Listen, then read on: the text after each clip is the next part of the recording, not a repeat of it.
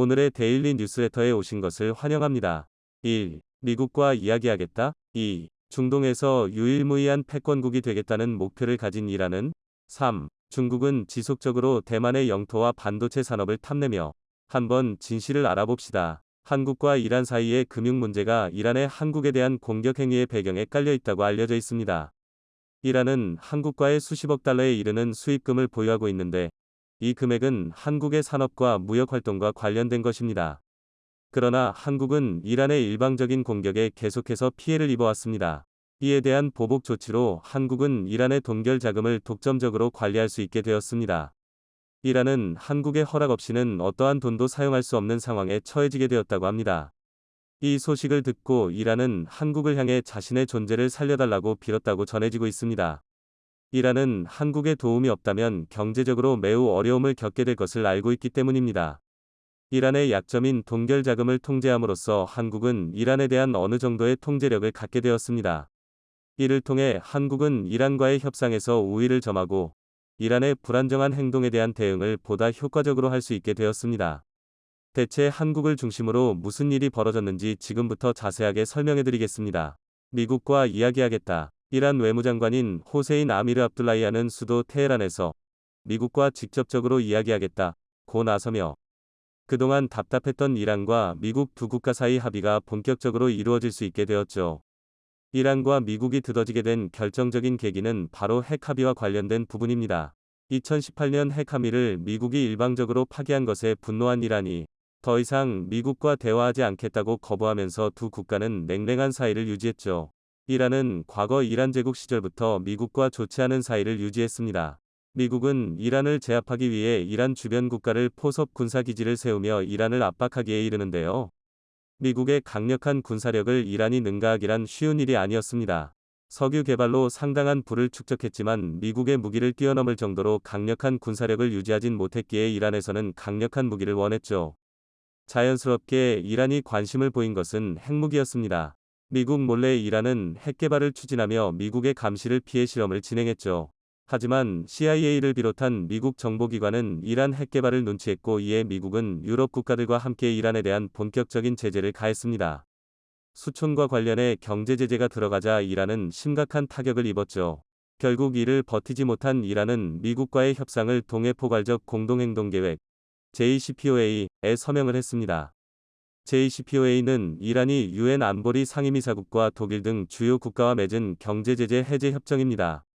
13차에 걸친 실무 협상 끝에 겨우 타결된 것으로 이란은 앞으로 핵무기 보유를 포기하는 대신 미국과 유럽의 경제 제재를 해제하는 것을 끝자로 했죠. 모든 것이 끝나고 순조롭게 진행되는 것처럼 보였지만 미국은 협의 이후에도 새로운 경제 제재를 단행했습니다. 이번 제재는 핵 개발 관련한 제재의 해제와는 별개로 탄도미사일 개발과 테러 지원에 대한 제재라는 설명을 내세웠죠. 이란 입장에서는 분노할 수밖에 없었습니다. 핵을 내려놓기로 약속한 협의를 미국이 바로 무너뜨린 것이나 다름없었기 때문인데요. 이후 이란은 미국과는 더 이상 대화하는 게 의미가 없다고 판단 강력한 반미 국가로 남았죠. 대화할 일이 있어도 유럽 국가를 통해 간접적으로 의사를 전달하는 모습을 보였습니다. 당연히 미국도 이런 이란을 곱게 의해줄 필요가 없었죠. 미국은 제재를 계속해서 가했는데요. 당시 대통령이던 트럼프는 이란을 굴복시키기 위해 갖은 방법을 동원했습니다. 이란이 호락호락하게 굴복하지 않자 트럼프는 최후의 수단을 썼는데요. 바로 이란의 국영은행과 국부편들을 제재하는 최고 수위 제재를 한 것입니다. 이란의 자금은 미국의 허락 없이는 이전할 수 없게 된 것입니다. 이란 입장에서는 매우 당황할 수밖에 없었죠. 바로 이 지점에서 한국이 등장하게 되었는데요. 이란은 그동안 한국은행을 이용해 거래를 진행했습니다. 미국의 제재를 피하기 위한 꼼수라고 할 수 있었죠. 그런데 트럼프가 강력한 제재를 가하면서 한국에 묶어둔 이란의 엄청난 돈이 한국에 고스란히 남게 된 것입니다. 한국 업장에서도 매우 난처한 입장이었죠. 한국은 이란과의 사이가 나쁘지 않았습니다. 오히려 한국은 이란과 주요 교역을 하면서 좋은 관계를 쌓아왔죠. 이란이 한국은행을 주거래 은행으로 정한 것도 좋은 관계에서 비롯된 것입니다. 그러나 미국이 간섭하면서 이란의 돈 70억 달러가 한국에 고스란히 남게 되었습니다. 한화로 약 8조에 해당하는 금액은 이란에게 있어 정말로 중요한 돈인데요. 이 돈이 없으면 국정 운영에 지장이 갈 정도입니다. 미국은 요지부동으로 동결을 풀어줄 수 없다고 나서는 상황에서 궁지에 몰린 이란은 한국을 상대로 최악의 수를 두게 됩니다. 그게 한국케미호 납포 사건이죠. 이란 혁명수비대가 호르무즈 해협을 지나는 한국케미호를 납치. 이란의 반타르 아바스 항에 억류되어 한국 선원들이 장기간 억류되는 일이 있었는데요. 혁명수비대는 이란 정부와 관련성이 없다고 주장했지만 이 뒤에는 이란 정부의 입김이 다 있다는 것은 누가 봐도 명백했죠. 결국 오랜 협상 끝에 혁명수비대에 납포된 우리 배를 되찾을 수 있었습니다. 납치 배경에는 한국을 협박해 동결된 자금을 풀려는 이란의 움직임이 있었던 것이 명백했죠. 납포에 이어 이란은 한국 기업들의 광범위한 제재를 가하기 시작했습니다. 이란 최고 지도자는 한국 가전제품 수입을 금지한다는 내용을 발표했습니다. 명목상으로는 자국 산업을 보호한다는 이야기였지만 실은 한국을 협박해 동결 자금을 받으려는 수작이었습니다. 당연히 한국은 미국의 제재가 풀리지 않으면 불가능하다고 말하고 이란의 협박에도 북구하고 동결 자금을 넘겨주지 않았습니다. 이란을 향해 한국은 더 이상 압박하지 말라는 경고 메시지를 보내며 강경한 태도를 보여주었죠. 사실 한국은 이란과 미국 사이에 끼어든 피해자라 볼 수 있죠. 이들 사이에 끼어 한국 국민들만 피해를 본 것이라 한국 정부 입장에서도 분노할 수밖에 없었는데요. 그런데 한국이 이란에게 당한 것을 한 번에 복수할 수 있는 기회가 생긴 것입니다. 한국이 동결 자금을 독점적으로 관리하게 된 것인데요. 8조에 가까운 금액을 한국이 손쉽게 얻을 수 있게 된 것입니다. 현재 이란은 단연간의 경제 제재를 받아 경제적으로 위기에 몰려 있는 상태입니다. 핵 함의를 둘러싼 미국과의 기싸움에서 서서히 혐이 빠지기 시작하는 것이죠. 그렇기에 동결 자금이 더 절실하게 필요한 상황입니다. 최근 이란은 유엔 분담금조차 낼 돈이 없어 연체하는 모습을 보였습니다. 결국 한국에 묶여있는 동결 자금으로 분담금을 납부할 정도였는데요. 외교부는 보도자료를 통해 이란의 유엔 분담금 1,800만 달러 약 220억 원을 대납했다고 밝혔죠. 이번 대납은 이란이 한국 정부에게 사정한 끝에 가능했다고 합니다.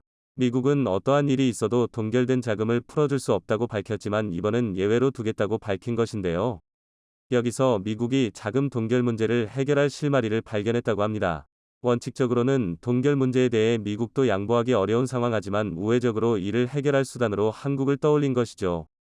금치산자를 대상으로 후견인이 금치산자의 재산을 사용할 수 있듯이 한국이 이란을 대신해 8조에 가까운 금액의 대리자가 되는 것으로 까다로운 문제를 해결하자는 내용이었죠. 현재 오스트리아 빈을 중심으로 이란 고위 관계자와 한국 관료들이 동결 자금 문제 해결을 위해 치열한 물밑 협상을 진행 중인데요. 미국의 제만 덕분에 한국이 8조라는 돈을 손쉽게 얻게 된 것입니다. 이란 입장에서는 당연히 자신의 돈을 한국이 관리하는 것에 굉장한 분노를 드러내며 이럴 수 없다며 항의를 했는데요. 그러나 핵 합의를 둘러싼 합의가 체결되지 않았고 미국의 태도가 강경하기 때문에 이를 받아들이지 않으면 당장 체결해야 할 청구서의 압박을 버티기 어렵습니다. 게다가 공교롭게도 한국과 소송 끝에 한국 정부로부터 730억 원을 돌려받게 된 이란 고위 가문인 다야니가 의 문제가 겹치면서 이란 역시 미국의 제만을 거부할 수 없게 되었죠. 다야니가는 2010년 한국 기업인 대우일렉트로닉스 매수를 시도했습니다. 그러나 우여곡절 끝에 매수를 할 수 없게 되었고 이에 분노한 다야니가는 국제중재를 통해 한국 정부에 배상금 소송을 걸었습니다. 한국 정부의 개입으로 인수합병이 실패로 돌아갔고 이에 대해 한국 정부는 책임을 져야 한다는 주장이었죠. 국제분쟁을 판결하는 재판소는 이 주장을 받아들여 이란의 손을 들어줬습니다. 한국은 다야니가에게 730억 원의 비용을 지불해야 했는데요. 그런데 미국 정부의 제재가 들어가면서 한국은 이란에게 어떠한 금액도 지불할 수 없게 되었습니다. 재판 결과로 지불하는 배상금도 이란에게 유역이 되는 행위라 판단한 미국은 이조차도 이란에게 갈 수 없다고 한 것이죠. 그런데 만약 미국의 제안을 받아들여 한국이 8조 원을 관리한다면 다야니가는 한국으로부터 730억 원을 받을 수 있게 됩니다. 이란과의 거래가 전부 동결된 이 시점에서 이란 돈을 관리하는 대리자인 한국이 다야니가에게 돈을 지불하는 것은 그 어떠한 하자도 없기 때문이죠. 다야니가는 돈을 받기 위해서라도 이란 정부에 압박을 끼치기 시작했습니다. 다야니가는 이란의 오래된 명문가로 아무리 이란 정부라고 해도 다야니가의 존재를 무시할 수 없는데요.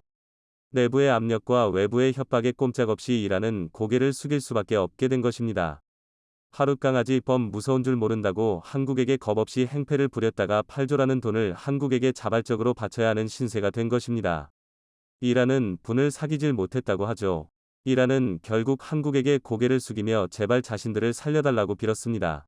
미국 역시 한국의 관리라면 이란의 제한적인 돈 사용을 허락해줬기에 한국은 거리낄 것이 없는 형국입니다. 그동안의 수모를 갚게 된 한국의 행보에 박수를 보내며 앞으로 한국이 이란에게 당한 것을 철저히 갚기를 기원하겠습니다. 몇 달 전 우크라이나는 미국으로부터 하이마스를 지원받아 러시아의 점령지를 하나하나 탈환하는 성과를 내면서 이전과는 다른 희망이 보이는 상황인데요. 하이마스는 어떤 종류의 로켓을 사용하느냐에 따라 다르지만 평균 100km 수준의 장거리 사격이 가능하고 미국과 영국의 최첨단 감청 장비를 통해 전달받은 정보로 러시아 측의 탄약고를 비롯한 군수물자 저장고 혹은 전략 자산을 감춰놓은 곳을 정밀 타격하여 러시아군의 보급 라인은 완전히 마비되고 있습니다. 이로 인해 우크라이나는 파죽지세로 밀고 들어가 개전 이후 사상 최대의 영토 탈환을 이뤄내는 등 긍정적인 성과를 내고 있습니다. 개전 초기엔 제블린 대전차 미사일이 각광을 받았지만 현재는 하이마스가 게임 체인저로 불리는 상황인데요. 특히 제블린을 이용해 러시아군의 탱크 절반은 가동 불능 상태가 되고 나머지 절반은 우크라이나 측이 노획하여 러시아군은 박물관에나 있어야 할 T-62 전차까지 동원하고 있는 실정인데요. T-62 전차는 이름 그대로 1962년도부터 실전에 투입된 유물에 가까운 전차입니다. 이런 구식무기까지 꺼내 들었다는 건 그만큼 러시아의 군수물자 보급이 어려울 뿐더러 군사 장비 생산 속도가 손실 속도를 따라가지 못하고 있다는 것을 보여줍니다. 상황이 이렇다 보니 러시아는 우크라이나의 전술을 흉내내기 시작했습니다. 드론을 적극적으로 활용하는 것입니다. 과거부터 지금까지 수적 열세에 밀리던 우크라이나는 러시아군과 전면 대결을 최대한 피하고 원거리에서 드론을 띄워 러시아군의 병력과 장비를 확인한 뒤 그에 맞는 대응을 통해 압도적인 교전비를 쌓아왔습니다. 미국과 영국의 감정 정보도 도움이 되었지만 실제 전장에서의 드론 효율성이 명백하게 입증되면서 현대전의 미래는 드론에 달렸다는 말까지 나오는 상황인데요. 우크라이나의 드론에 크게 당한 러시아는 우크라이나보다 더욱 까다로운 드론을 들여와 대응하고 있습니다. 그 중에서도 가장 문제되는 것은 이란의 카미카제 드론입니다. 중동에서 유일무이한 패권국이 되겠다는 목표를 가진 이란은 몇 년 전부터 공개적인 핵 개발 프로젝트를 진행하며 국제사회의 제재를 받아왔고 그 결과 이전부터 사용하던 서방의 방산 장비를 구매하지 못해 군사력 발전이 더디게 되었습니다. 특히 70년대까지만 하더라도 친서방국이던 이란은 F-5 프리덤 파이터부터 F-14 톰캣 전투기 등 미국산 전투기가 주류를 이뤘고 미제 수송기와 VIP 전용기부터 상당수의 헬기까지 미국산이었는 데다 장비의 수명이 다해도 대체제가 없어 지금도 운용하고 있는 현실입니다. 육군이 운용 중인 탱크의 500대가 미국산이며 이를 메꾸기 위해 중국과 러시아제 방산 장비를 도입하고 있지만 중동에서 이란과 경쟁하는 이스라엘과 사우디 등이 미국제 최첨단 장비로 무장하고 있다는 점을 감안하면 상당한 군사적 열세에 있는 것으로 확인됩니다. 국제적으로 고립되면서 전통적인 군사 장비로 승부하기 어렵다고 판단한 이란은 비대칭 전력에 집중하면서 국방 노선을 바꿨습니다. 모든 것을 한 번에 뒤집을 핵 개발을 완료하는 것과 공격용 무인기와 드론을 적극 활용해 방산 장비의 열세를 뒤집으려는 것입니다. 이렇게 나온 것들 중 가장 유명한 것이 카미카제 드론인데요.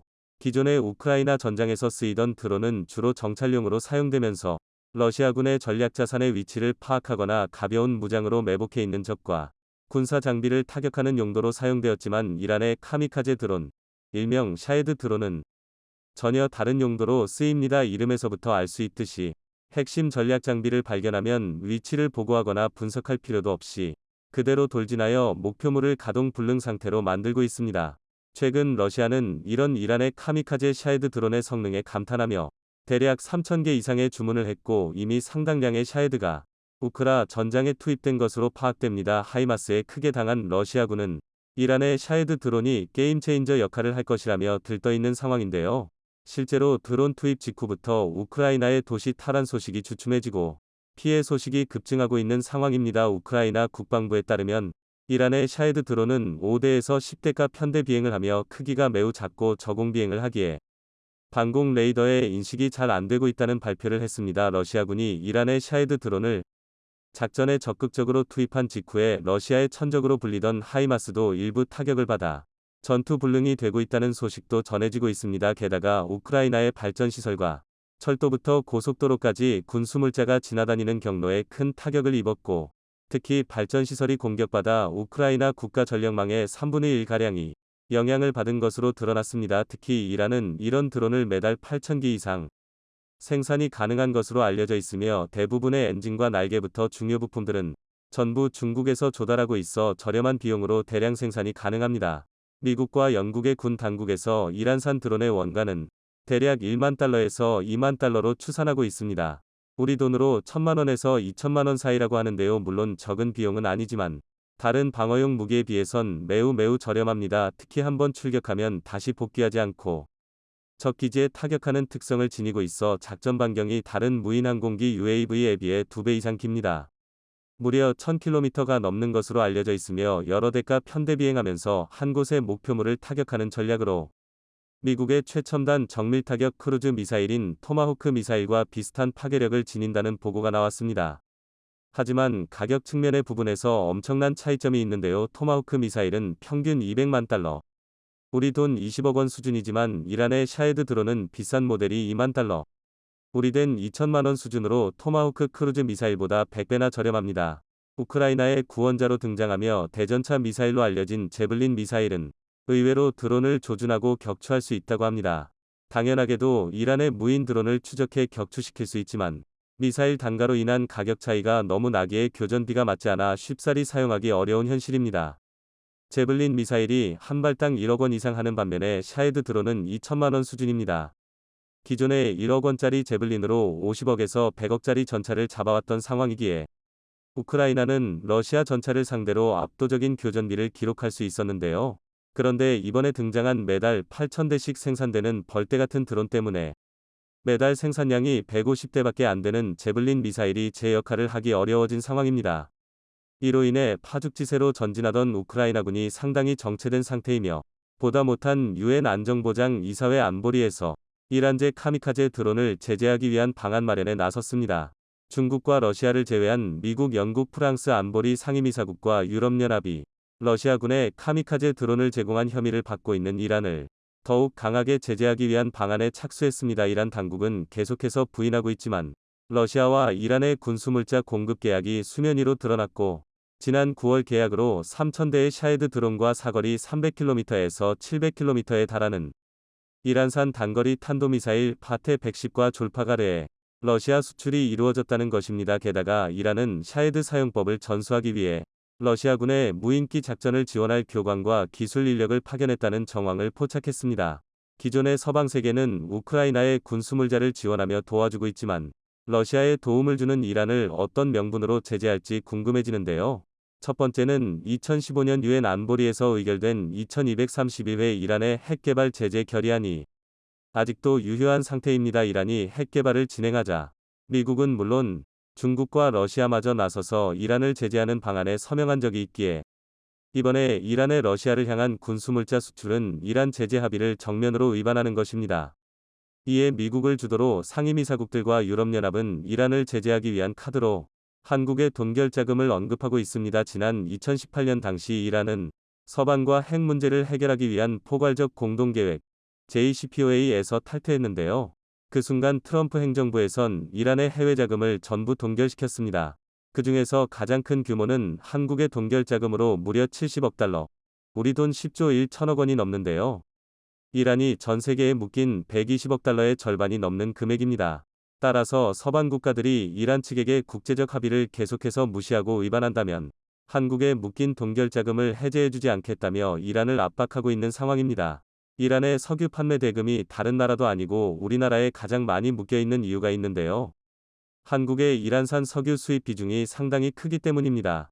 국제제재가 있기 직전인 2017년엔 한국의 원유 수입 비중에서 이란산 석유가 차지하는 순위는 3위를 기록하는 등 이란에게 한국은 굉장히 중요한 고객이었습니다.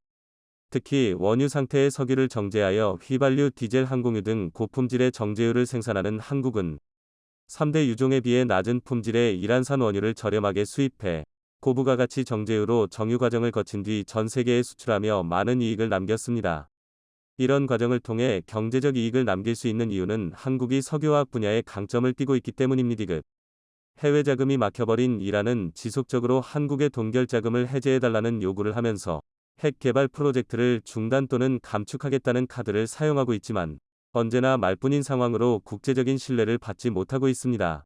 얼마 전까지만 해도 이란 측은 핵 합의를 복귀할지 여부를 두고 미국과 상당한 공동 이해 가지를 공유하고 있다며 동결자금 해제에 진전이 있다는 주장을 했지만 이번에 러시아를 향한 카미카제 드론 판매와 단거리 탄도미사일 수출이 서방에게 포착되면서 동결자금 해제에 커다란 걸림돌이 생기게 된 상황입니다.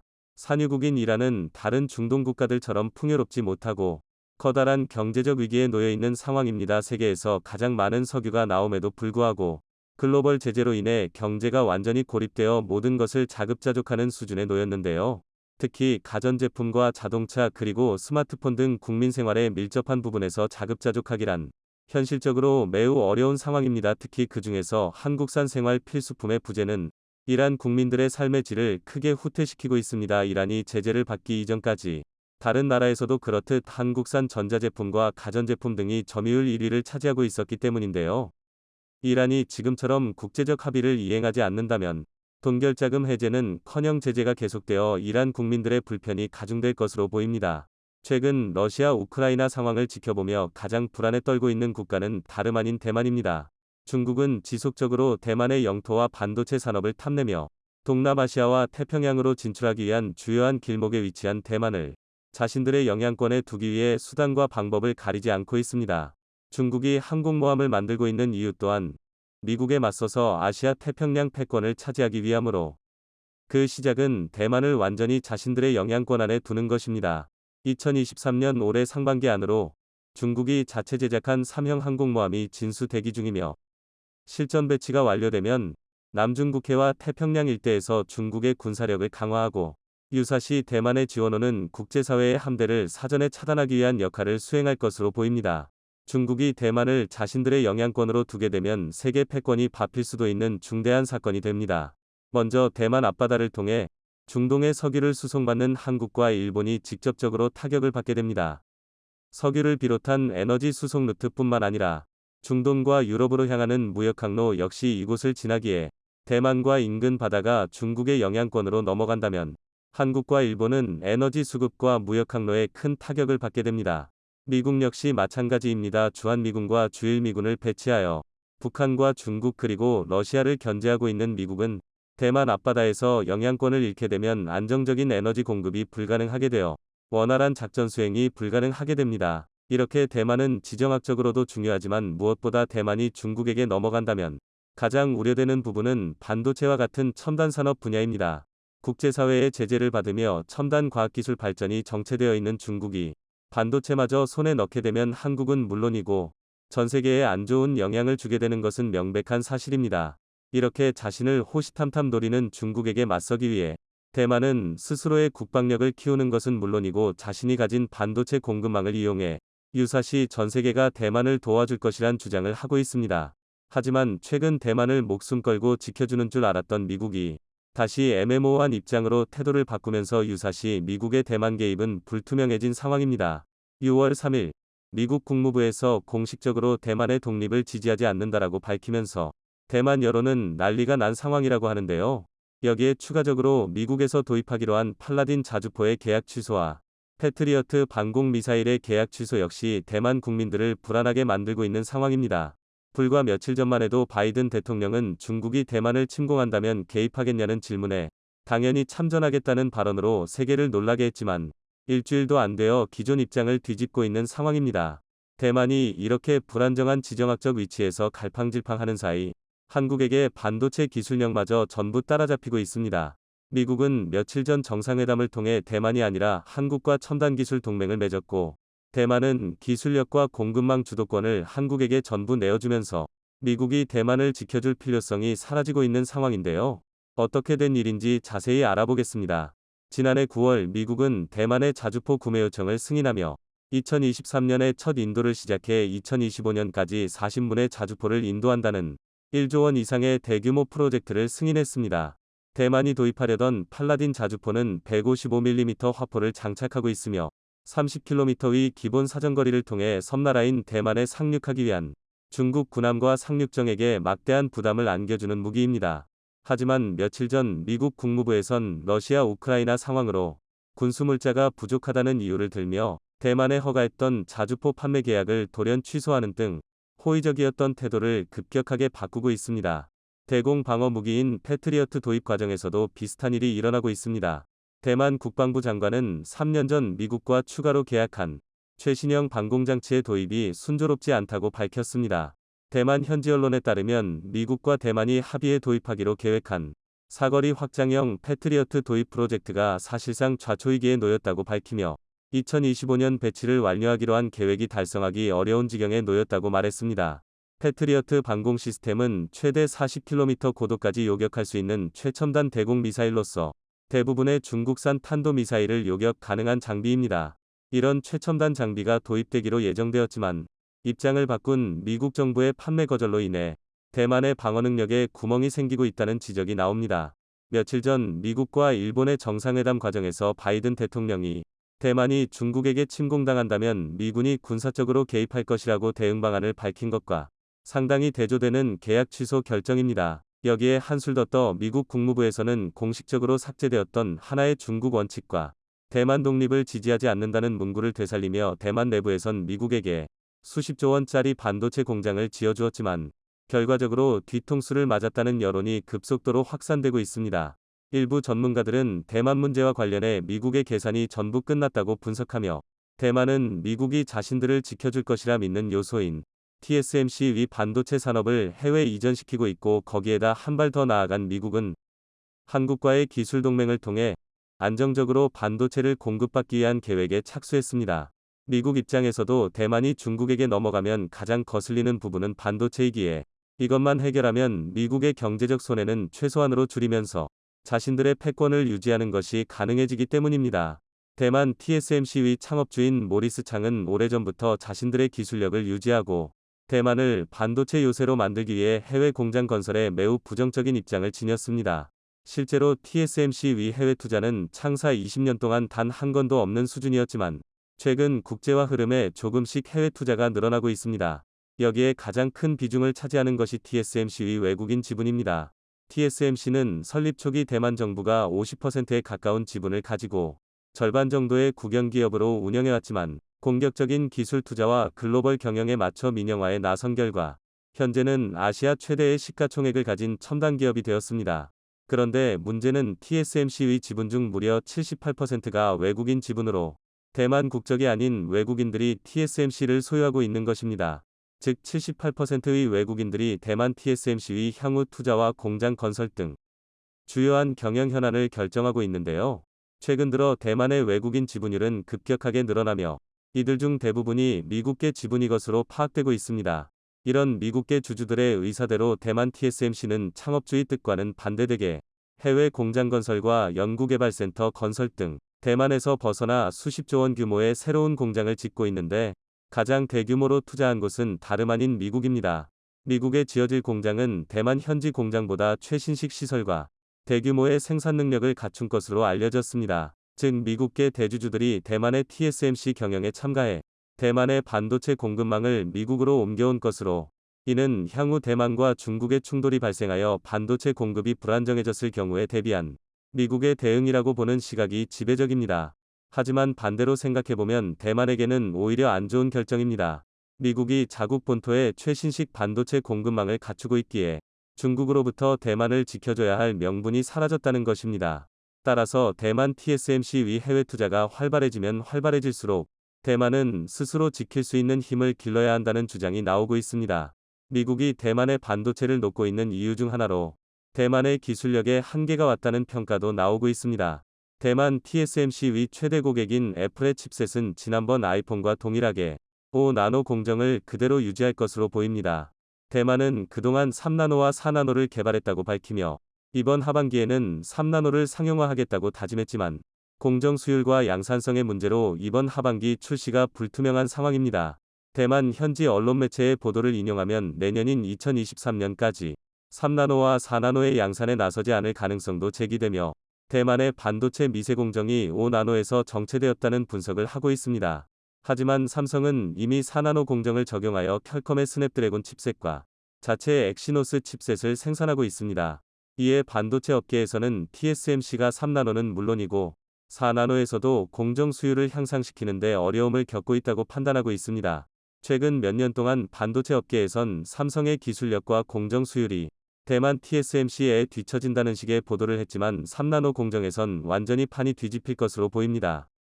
기존의 TSMC가 장악한 파운드리 시장에 삼성전자는 2010년도부터 본격적으로 뛰어들며 굉장히 짧은 시간 내에 많은 발전을 이뤄냈습니다. 하지만 TSMC가 열심히 준비한 미세 공정에서는 이기기 어렵다는 판단하에 3나노부터 판세를 뒤집을 작전을 계획했고 최근 완벽히 먹혀들어가고 있습니다. TSMC가 3나노에서 어려움을 겪는 이유는 기존 미세 공정과 똑같은 핀팻 공정을 그대로 적용하고 있기 때문입니다. 하지만 삼성은 이런 문제를 미리 예측하고 핀팻보다 완전히 발전된 구조인 GAA 구조로 개발을 주도하여 반도체 업계 전문가들은 3나노 공정부터는 삼성과 TSMC의 기술 격차는 상상을 초월할 정도로 벌어질 것이라 분석했습니다. 삼성의 GAA 구조는 세계 최초로 적용되었으며 이에 위기감을 느낀 TSMC는 이 나노 공정에 GAA를 적용하겠다고 밝힌 바 있습니다. 대만은 자신들의 반도체 산업을 믿고 국제사회가 대만을 지켜줄 것이라 착각했지만 최근 미국의 첨단 무기 판매 불가 결정으로 모든 계산이 끝난 것으로 보입니다. 대부분의 대만 공장은 미국에도 지어지고 있으며 기술 동맹을 맺은 한국의 반도체 기술력은 대만 TSMC보다 더 앞서 나가고 있습니다. 경제 분야에서도 비슷한 일이 일어나고 있습니다. 중국을 압박하기 위한 경제협력기구인 인도-태평양 경제 프레임워크 IPEF에서 대만은 참여하겠다는 의사를 강력하게 밝혔지만 미국은 중국의 눈치를 보면서 대만의 참여를 거부했고 IPEF 수준에 한참 못 미치는 무역 이니셔티브 창설에 합의했습니다. 대만 내부에서는 IPEF만큼이나 효과적인 경제협력이라 홍보하고 있지만 전문가들은 사실상 범위가 조금 더 넓은 FTA라고 보고 있습니다. 2023년 올해 대만의 1인당 국민소득이 한국을 넘어설 것이라며 좋아했지만 최근 대만의 상황을 보면 걱정해야 할 일들이 태산인 상황입니다.